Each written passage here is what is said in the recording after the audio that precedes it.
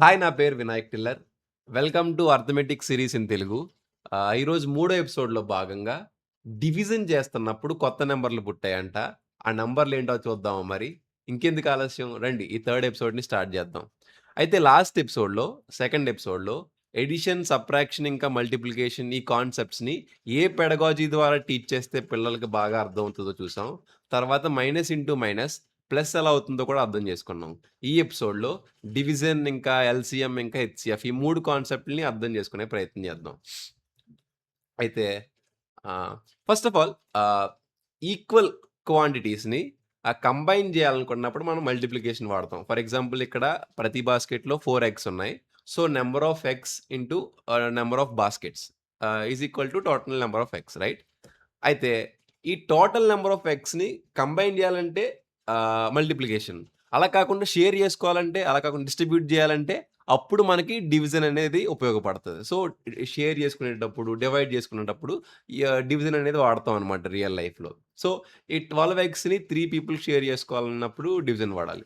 అలా కాకుండా ఇంకో ఎగ్జాంపుల్ ఏంటంటే you know cards. For example 12 cards ఉన్నాయి. ముగ్గురు వ్యక్తులు ఆడుతున్నారు. సో, మనం ఈ 12 కార్డ్స్‌ని ముగ్గురికి ఈక్వల్‌గా డిస్ట్రిబ్యూట్ జేసుకోవాలి. ఈ 12 కార్డ్స్ ఏదైతే ఉన్నాయో, ఈ 12 అనే దాన్ని మనం డివిడెంట్ అంటాం. ముగ్గురు వ్యక్తుల మధ్య షేర్ జేసుకోవాలి గాబట్టి, ఈ 3 అనేది డివైడర్. అయితే ప్రతి ఒక్కళ్ళు ఈక్వల్‌గా షేర్ జేసుకోవాలి. షేర్ జేసుకున్న తర్వాత లాస్ట్‌లో ఈచ్ వ్యక్తి దగ్గర ఎన్ని కార్డ్స్ అయితే ఉన్నాయో, అది కోఎఫిషియంట్.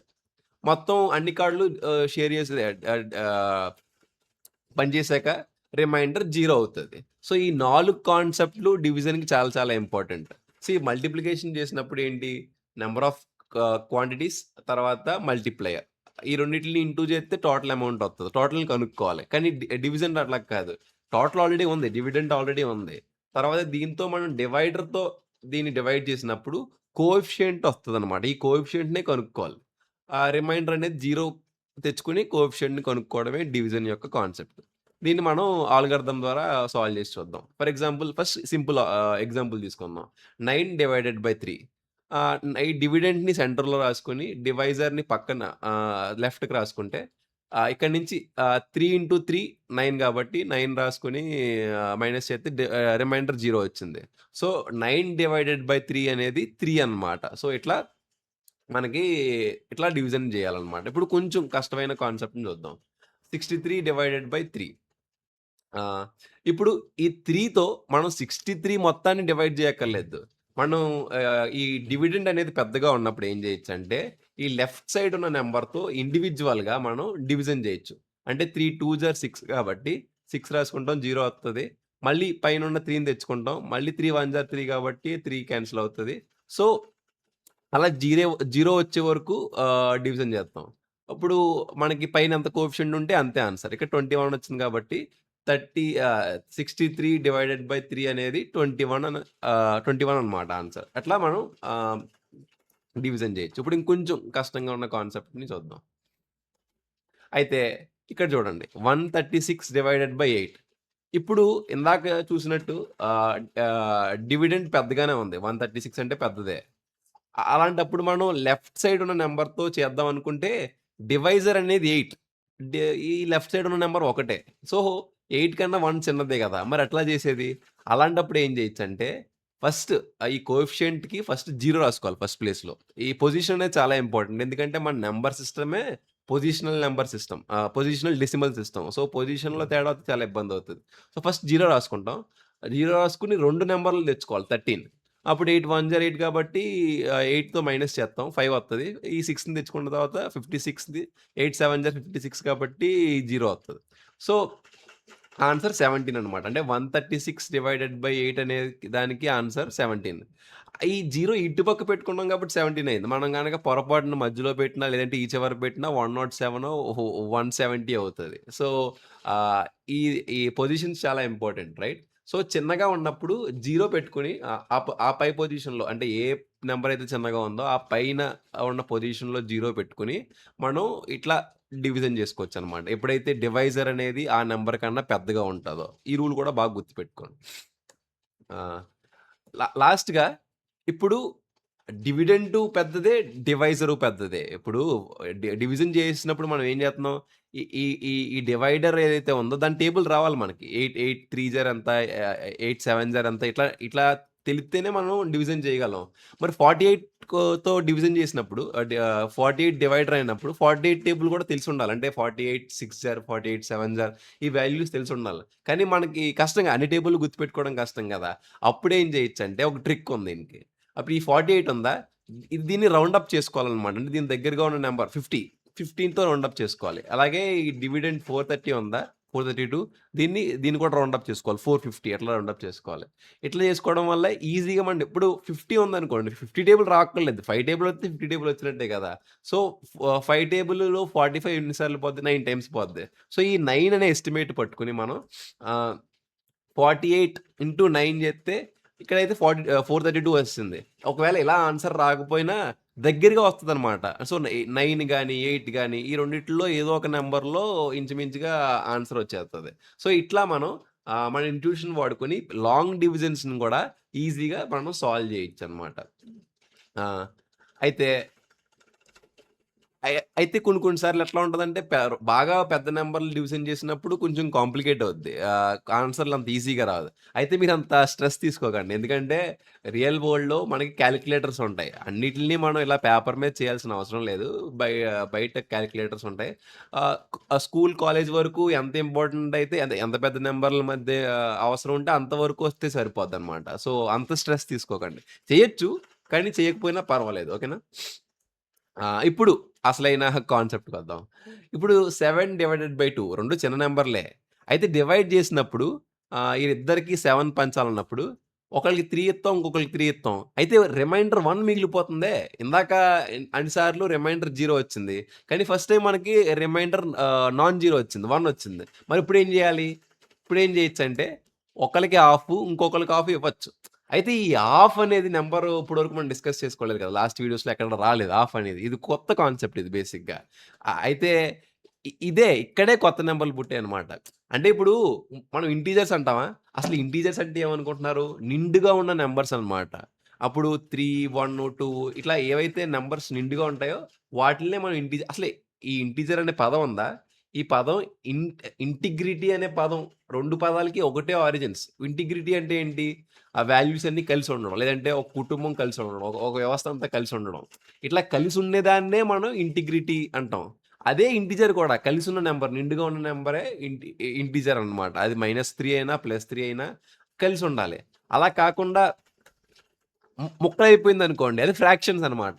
అంటే 1/2, 3/4 అట్లా ఇష్టొచ్చినట్టు ముక్కలయిపోయిందనుకో, అది నిండుగా ఉన్న నంబర్ గాదు. ఫ్రాక్షన్. సో, ఇక్కడ క్లాసిఫికేషన్ అవుతుందనమాట. అయితే ఈ ఈ ఈ ఈ రి ఈ రి ఈ ఫ్రాక్షన్ గాని, రేషియోని ఎట్లా రాసుకోవచ్చంటే, ఈ రిమైండర్ వత్తది గదా! ఇందాక మనం 2తో డివైడ్ చేసాం 7ని. 2 3 జార్ 6, 1 మిగిలిపోతుంది. ఈ 1 అనే దాన్ని రిమైండరు, 2 అనేది డివైడర్ గదా!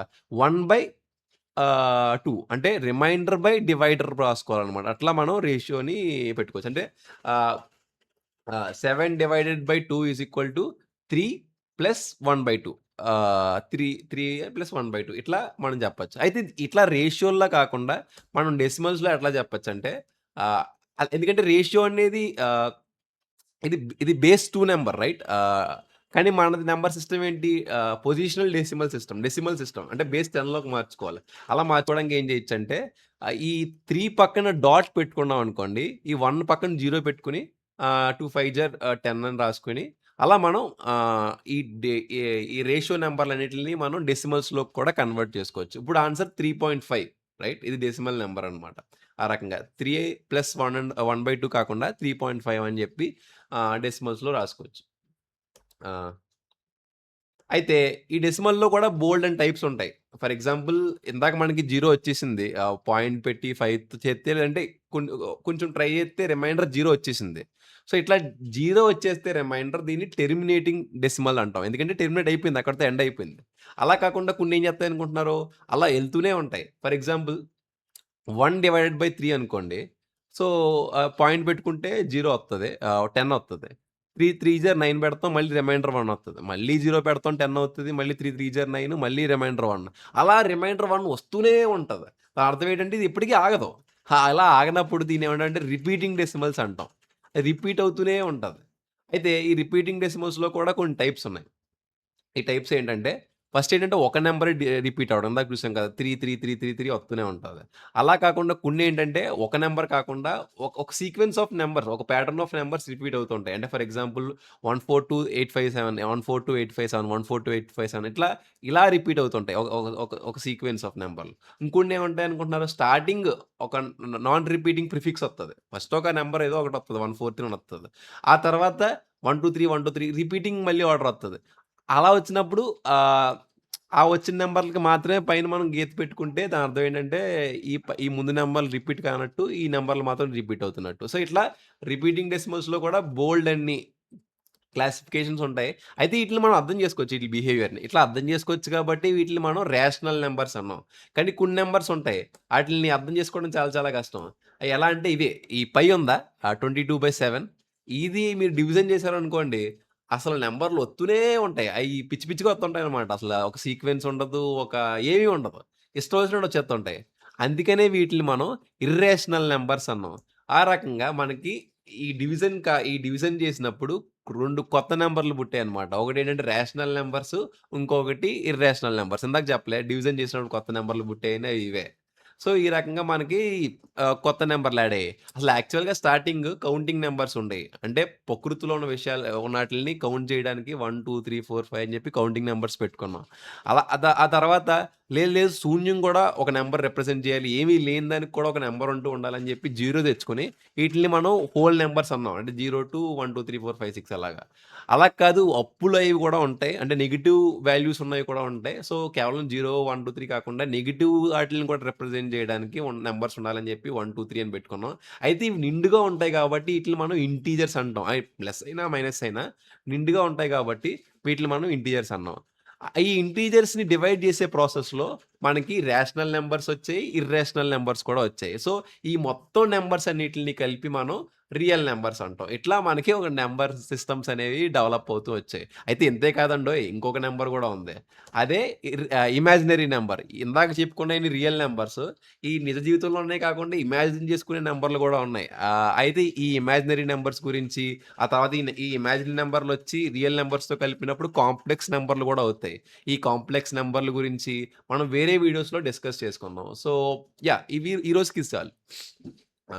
అయితే నెక్స్ట్ హెచ్‌సిఎఫ్, ఎల్‌సిఎం ఈ 2 కాన్సెప్ట్స్‌ని రియల్ లైఫ్ అప్లికేషన్స్‌తో ఎట్లా మనం టీచ్ చేస్తే పిల్లలకి బాగా అర్థమవుతదో కూడా చూద్దాం. ఫస్ట్ ఒక ఎగ్జాంపుల్ ఒక సినారియో తీసుకుందాం. మనం కార్పెంటర్ అనుకుందాం ఫర్ ఎగ్జాంపుల్. మనకి ఒక టాస్క్ ఇచ్చారు. ఏంటంటే 2 వుడెన్ లాక్స్ ఉన్నాయి. ఒకటేంటంటే 8 మీటర్స్ లెంత్ ఉంది. ఇంకో దానికి 12 మీటర్స్ లెంత్ ఉంది. రైట్? అండ్ ఈటిలతో మనం ఒక టేబుల్ లెగ్స్ తయారు చేయాలి. Table legs. అయితే మనకి 3 కండిషన్‌లున్నాయి. అయేంటంటే ఫస్ట్ ఆఫ్ ఆల్ మనం ఈ లెగ్స్ కట్ చేస్తాం కదా! లెగ్స్ చేసినప్పుడు, అలా కట్ చేసినప్పుడు ఏ పీసు వేస్ట్ అవ్వకూడదు. మొత్తం అంతా మనం వాడాలి. వేస్టేజ్ లేకుండా కట్ చేయాలి. సెకండ్ ఏంటంటే అన్ని లెగ్స్ ఒకే హైట్‌లో ఉండాలి. మరి ఇష్టం వచ్చినట్టు ఒకటి ఎక్కువ, ఒకటి తక్కువ పెడితే టేబుల్ బ్యాలెన్స్ ఉండదు కదా! ఒక పక్క పడిపోద్ది. సో, అన్ని లెగ్స్ ఒకే సైజ్‌లో ఉండాలి. తర్వాత వీలైనంత పెద్ద లెగ్స్‌ని కట్ చేయడానికి ట్రై చేయాలి. అలాగని చెప్పి మరీ చిన్న లెగ్స్ కట్ చేసామనుకోండి, మనం టేబుల్ చిన్నదయిపోద్ది కదా! అందుకనే వీలైనంత పెద్ద లెగ్స్ కట్ చేయాలి. సో, ఈ 3 కండిషన్‌లు వాడి ఆహ్, ఎలా కట్ చేస్తే ఏ సైజ్‌లో కట్ చేయాలి అన్నదాన్ని మీరు ఈ వీడియో ఇక్కడితో పాజ్ చేసి ఆహ్, ఆన్సర్‌ని కనుక్కునే ప్రయత్నం చేయండి. ఆ! అయితే ఆన్సర్ ఏంటంటే 4 మీటర్స్ అన్నమాట. సో, 4 మీటర్స్‌తో కట్ చేసినప్పుడు మాత్రమే ఈ 3 కండిషన్‌లని మనం ఆహ్, ఆహ్, ప ఆహ్, మీ మ్యాచ్ అవుతాం అన్నమాట. ఫర్ ఎగ్జాంపుల్ మీరు 2 మీటర్స్‌తో కట్ చేశారనుకోండి వేస్టేజ్ ఏం అవ్వదు. కానీ సైజ్ మాత్రం చిన్నదొస్తాయి కదా! అప్పుడు టేబుల్ చాలా కిందకుంటది. అది ఎందుకు పనికిరాదు. అదే పొడుగ్గా ఉండాలి లెగ్స్ అని చెప్పి 6 మీటర్స్‌తో కట్ చేసేసారనుకోండి, ఈ 12 మీటర్స్ ఉన్న లాగ్ సగానికి కట్ అవుతది ఓకే. ఈ 8 మీటర్స్ ఉన్నది కూడా 6 మీటర్ కట్ చేస్తారు. కానీ 2 మీటర్స్ మిగిలిపోద్ది కదా! ఇది వేస్ట్ అయిపోద్ది. అలా కాకుండా మీరు 4 మీటర్స్‌తో కట్ చేశారనుకోండి, 8 మీటర్స్ ఉన్నది 2 పార్ట్స్ అవుతది. ఆ తర్వాత 12 మీటర్స్ ఉన్నది 3 పార్ట్స్ అవుతది. సో, ఈ రకంగా వేస్టేజ్ ఉండదు. వీలైనంత ఎక్కువ హైట్‌లో మనం టేబుల్ లెగ్స్‌ని తయారు చేసినోళ్ళవుతాం. సో, ఈ రకంగా మనం ఆహ్, ఆహ్, అంటే ఇక్కడ మనకి హెచ్‌సిఎఫ్ అన్నది ఉపయోగపడుద్దనమాట ఇట్లా రియల్ లైఫ్‌లో. సో, ఇలా రియల్ లైఫ్ ఎగ్జాంపుల్స్ చెప్పి హెచ్‌సిఎఫ్ కాన్సెప్ట్‌ని చెప్తే చాలా బాగా నేర్చుకోవచ్చు. సో, కార్పెంటర్స్ ఒకటే కాదు. టైల్స్ పని దగ్గర ఉపయోగపడుతది. ఇలా చాలా చాలా పనుల దగ్గర హెచ్‌సిఎఫ్ అన్నది మనకు ఉపయోగపడతది. అయితే నెక్స్ట్ మనం ఇంకొక ఎగ్జాంపుల్ తీసుకుందాం వేరేది. అయితే హైదరాబాద్‌లో నేను షాపింగ్ జేయాలి. అయితే 2 షాప్స్ ఉన్నాయి. బుక్ షాప్ ఒకటుంది. తర్వాత స్పోర్ట్స్ షాప్ ఒకటుంది. ఇక్కడ చాలా రేర్ పీసెస్ కూడా దొరుకుతాయన్నమాట. అయితే ప్రాబ్లమ్ ఏంటంటే, ఈ బుక్ షాప్ అనేది 6 రోజులకి ఒకసారి ఓపెన్ అవుతది. అంటే ఈరోజు ఓపెన్ చేశారనుకోండి, మళ్ళీ 6 డేస్‌కి ఓపెన్ చేయదు. అంటే ఈరోజు 0 అనుకోండి, 6థ్ ఓపెన్ చేస్తారు. దాని తర్వాత మళ్ళీ 12థ్ ఓపెన్ చేస్తారు. అలా 18, 24, 30, 36 అలా 6 డేస్‌కోసారి ఓపెన్ చేస్తారు. అదే స్పోర్ట్స్ షాప్ 8 డేస్‌కి ఒకసారి ఓపెన్ చేస్తారు. ఈరోజు 0 అనుకోండి, 8థ్, 16థ్, 24, 32, 40, 48 అట్లా ఓపెన్ చేస్తారు. అయితే నేను ఒక్కరోజే ఎళ్లి 2 షాపుల్లో షాపింగ్ చేద్దాం అనుకున్నాను. ఈరోజు 2 షాపులు ఓపెన్ చేశారు కానీ ఎళ్ళలేకపోయాను. నేను ఏ రోజు ఎళ్తే ఇప్పటి నుంచి నెక్స్ట్ ఏ డే ఎళ్తే ఆహ్, ఈ 2 షాపుల్లో షాపింగ్ చేయొచ్చు అన్నది మనం కనుక్కోవాలి. సో, మీరు ఒకసారి ఇక్కడ మళ్ళీ వీడియో పాజ్ చేసి ఆ నంబర్ ఎంతో కనుక్కునే ప్రయత్నం చేయండి. అయితే ఆ నంబర్ ఏంటంటే 24. సో, దీన్నే మనం లీస్ట్ కామన్ మల్టిపుల్ అంటాం. ఎల్‌సీఎం. అయితే ఇప్పుడు ఈ బుక్ షాప్ ఉంది కదా! ఇది 6థ్ ఓపెన్ చేస్తారు, 12థ్ ఓపెన్ చేస్తారు, 18థ్ ఓపెన్ చేస్తారు, 24థ్ ఓపెన్ చేస్తారు. అదే స్పోర్ట్స్ షాప్ 8థ్‌ని, 6థ్‌ని, 24 సో, 24 అనేది త్వరగా ఉండదు. సో, ఇప్పటి నుంచి నేను 24 డేస్‌కి నేను టికెట్ బుక్ చేసుకుంటే, ఆ ఒక్కరోజే ఎళ్లి 2 షాపుల్లో నేను షాపింగ్ చేసుకొని వచ్చేయొచ్చు. సో, నా నెక్స్ట్ ఆహ్ డేట్ ఏంటంటే 2 షాపులు ఓపెన్ చేసేది 24 డేస్ తర్వాత ఓపెన్ చేస్తారు. సో, ఈ రకంగా సింక్రనైజేషన్స్‌కి ఇదొక్కటే కాదు బసెస్ ప్లానింగ్‌లో గాని లేదంటే ఆహ్, ఇలా ఇలా చాలా చాలా విషయాలండి. ఎక్కడైతే సింక్రనైజేషన్స్ అయితే ఇంపార్టెంటో కాలిక్యులేట్ చేయాలనుకుంటామో అన్ని చోట్ల మనం ఎల్‌సీఎమ్స్ అనేవి వాడాలనమాట. సో, హెచ్‌సీఎఫ్ ఇంకా ఎల్‌సీఎం ఈ 2 చాలా ఇంపార్టెంట్ కాన్సెప్ట్స్. రియల్ లైఫ్‌లో మనకు ఎదురు పడుతూనే ఉంటాయి. సో, ఈ రకంగా మనం ఇమాజిన్ చేసుకునే సినారియోస్ ఇచ్చి ఈ కాన్సెప్ట్స్ నేర్పొచ్చనమాట. అయితే ఓకే. ఇమాజినేషన్ వరకు ఓకే. అయితే ఇప్పుడు ప్రాబ్లమ్ ఏంటంటే, పెద్ద నంబర్‌లొచ్చాయనుకోండి. చిన్న నంబర్‌లంటే సరే ఊహించుకొని ఏదో రకంగా ఆ ఆన్సర్‌ని రాబెట్టాం. కానీ పెద్ద నంబర్‌లొచ్చేసరికి మన ఇంట్యూషన్ సరిపోదు. మనం ఆహ్, అప్పుడేం చేయొచ్చంటే ఇగో ఈ ఆల్గారిథం ఉంది. దీన్ని యూక్లిడ్ ప్రిన్సిపల్స్‌ని బేస్ చేసుకొని ఈ ఆల్గారిథంని బిల్డ్ చేశారనమాట. అయితే ఈ ఆల్గారిథం ఏంటంటే ఫర్ ఎగ్జాంపుల్ హెచ్‌సీఎఫ్ ఆఫ్ 1071కిని 462కి మనం హెచ్‌సీఎఫ్ కాలిక్యులేట్ చేయాలంటే, ఈ రెండిట్లో పెద్ద నంబర్‌ని డివిడెండ్‌గా మధ్యలో పెట్టుకొని, చిన్న నంబర్‌ని డివైజర్‌గా పెట్టుకోవాలి. పెట్టుకొని డివిజన్ చేయాలి. అప్పుడు రిమైండర్ 147 వచ్చింది కదా! అయితే 0 రాలేదనుకోండి, ఆ రిమైండర్‌ని డివైడర్‌గా పెట్టుకొని, డివిజర్‌గా ఉన్న 462ని డివిడెండ్‌గా పెట్టుకొని మళ్ళీ డివిజన్ చేయాలి. మళ్ళీ ఇక్కడ 21 రిమైండర్ వచ్చింది. మళ్ళీ ఈ రిమైండర్‌ని డివిజర్‌గా పెట్టుకొని 147ని ఏదైతే డివిజర్‌గా ఉందో దాన్ని మనం డివిడెండ్‌గా పెట్టుకొని మళ్ళీ డివిజన్ చేయాలి. ఇక్కడ మనకి ఆహ్, రిమైండర్ 0 వచ్చింది. దేనికైతే రిమైండర్ 0 వత్తదో దాని యొక్క డివిజర్ ఏదైతే ఉందో 21 అదే మనకి హెచ్‌సీఎఫ్ అన్నమాట. సో, ఈ రకంగా మనం ఎంత పెద్ద నంబర్‌లకన్నా సరే ఈ ప్రాసెస్‌ని వాడి మనం హెచ్‌సీఎఫ్‌ని కాలిక్యులేట్ చేయొచ్చు. అయితే ఎల్‌సీఎంకి, హెచ్‌సీఎఫ్ లాగా సెపరేట్ ఆల్గారిథం లేదు. అయితే ఈ ఎల్‌సీఎంకి, హెచ్‌సీఎఫ్‌కి ఒక రిలేషన్ ఉంది. అంటే ఏ ఇంటూ బి ఆ 2 నంబర్స్ ఉంటాయా మనం కాలిక్యులేట్ చేయాల్సినయి. దాన్ని మల్టిప్లై చేస్తే ఎంత వాల్యూ అయితే వత్తదో ఆ రెండిట్ల నంబర్‌ల యొక్క ఎల్‌సీఎం ఇంకా ఇంటూ హెచ్‌సీఎఫ్ చేసినా కూడా అంతే వాల్యూ వత్తది. So, ah, ah, LCF LCM into HCF is equal to multiplication ఆ 2 నంబర్‌ల యొక్క మల్టిప్లైడ్ వాల్యూ అన్నమాట.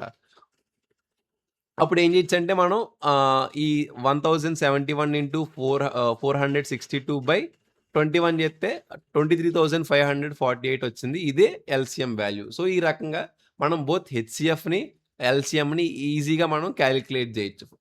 సో, ఎల్‌సీఎం కావాలంటే ముందు హెచ్‌సీఎఫ్‌ని కాలిక్యులేట్ జేసి, ఆ వాల్యూని తెచ్చుకొని ఈ ఫార్ములాలో పెట్టుకొని, మనం ఎల్‌సీఎంని గూడా కాలిక్యులేట్ జేయొచ్చనమాట. ఈ రకంగా మనం చేయొచ్చు. అయితే ఈ కాన్సెప్ట్ అందరికి ఒకలాగా అర్థం అవ్వదు. ఒకళ్ళకి బాగా పెద్దోళ్ళకి ఈజీగా అర్థమైపోద్ది. బాగా అర్థమవుతది. పిల్లలకి కొంచెం టైం పడతది అర్థం అవ్వడానికి రైట్?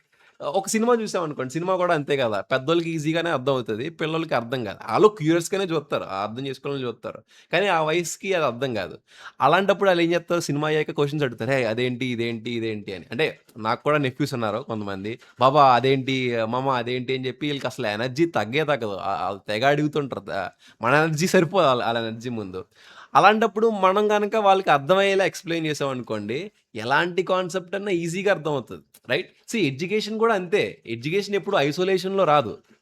ఆ! ఎ ఈ ఈ అంటే పెద్దోళ్ళు అంటే పెద్ద పిల్లలు చిన్న పిల్లలకి చెప్పారనుకోండి. ఆళ్ళు ఈళ్ళు చిన్న పిల్లలకి ఇలా ఒకళ్ళకొకళ్ళు హెల్ప్ చేసుకునే ఎన్విరాన్మెంట్‌లోనే ఎడ్యుకేషన్ అనేది ఈజీగా వత్తది. అలాంటి ఎన్విరాన్మెంట్ ఉంటే అది ఎంత పెద్ద ప్రాబ్లమ్ ఉన్నా సరే, ఎంత కష్టమైన కాన్సెప్ట్ అయినా సరే ఈజీగా అర్థమవుతది. అయితే అలాంటి ఒక ఎన్విరాన్మెంట్ క్రియేట్ చేయాల. మన పెడగాజీ ఏంటంటే కేవలం ఎక్స్‌ప్లనేషన్ కాకుండా మన ఎన్విరాన్మెంట్‌ని కూడా బిల్డ్ చేసుకునేదై ఉండాలి. సో, ఇది ఈరోజు కాన్సెప్ట్. మనం నెక్స్ట్ వీడియోలో ప్రపోర్షన్స్ ఇంకా రేషియోస్ ఈ 2 కాన్సెప్ట్‌లని అర్థం చేసుకునే ప్రయత్నం చేద్దాం. అంతటితో సెలవు. మళ్ళీ వీడియోలో మళ్ళీ కలుసుకుందాం. బాయ్.